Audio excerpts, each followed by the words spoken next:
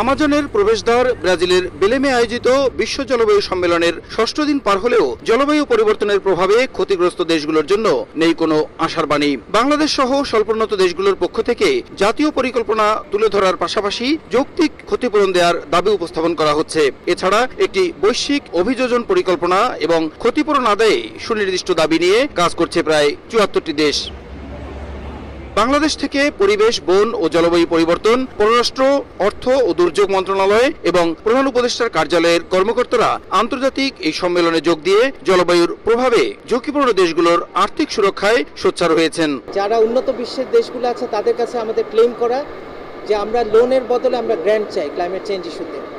এই সেক্টরে আমরা লোন চাই না, কারণ লোন নিলে সেগুলা বোঝা টানতে হয় অনেক বছর ধরে। হার্টের যত্নে বিশ্বসেরা ক্যানোলা তেল এখন বাংলাদেশে। ২০১৫ সালে প্যারিস চুক্তি অনুযায়ী ক্ষতিপূরণের অর্থ পাওয়ার বিষয়টি কোনো দয়া নয়, ক্ষতিগ্রস্ত দেশগুলোর অধিকার বলে জানান উপদেষ্টা ফরিদা আক্তার। ওরা যে প্রতিশ্রুতি দিয়েছিল প্যারিস সম্মেলনের সময়, প্যারিস এগ্রিমেন্ট তারা লঙ্ঘন করছে এবং তারা ডিলেই প্রসেস ফলো করছে। এখন আমাদের উচিত হবে যে এখন যখন আমরা ফাইন্যান্সের দাবি করব, এটা আমরা দয়া চেয়ে দাবি করছি। সরকারের পাশাপাশি সম্মেলনে যোগ দিয়েছে বেসরকারি প্রতিষ্ঠানের প্রতিনিধি ও বিশেষজ্ঞরা। তাদের মতে উন্নত দেশগুলো ক্ষতিপূরণ দেওয়ার প্রতিশ্রুতি রক্ষা না করায় এবারের সম্মেলন থেকে ইতিবাচক ফল আসার সম্ভাবনা নেই। ক্ষতিপূরণের জন্য সবাই মিলে যে তহবিল গঠন করা এবং তার মাধ্যমে এই বিশ্বকে গড়ে তোলা, সেই জায়গাটা আসলে কেউ কমিটমেন্টগুলো ওইভাবে রাখছে না এবং এই কারণে যে রেজাল্টের কথা বলি, সেই রেজাল্টগুলো আমরা দেখতে পাই না।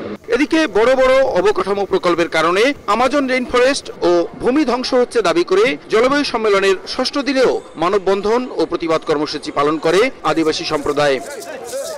জলবায়ু পরিবর্তনের প্রভাবে ক্ষতিগ্রস্ত দেশগুলোকে ক্ষতিপূরণ দেওয়ার ক্ষেত্রে উন্নত দেশগুলোর অনেকটা অনীহা থাকার কারণে গত কপ সম্মেলনগুলোর মতো এবারের সম্মেলন থেকেও বাংলাদেশ সহ উন্নয়নশীল দেশগুলোকে খালি হাতে ফিরতে হতে পারে বলে আশঙ্কা করছেন বিশেষজ্ঞরা। সেক্ষেত্রে এই সম্মেলনের পর থেকেই জোর লবিং চালিয়ে যেতে হবে এসব ক্ষতিপূরণ আদায়ে সমস্ত দেশগুলোর যৌথ উদ্যোগ নিয়ে। ব্রাজিলের বেলেম থেকে প্রসূন আশিস, সময় সংবাদ।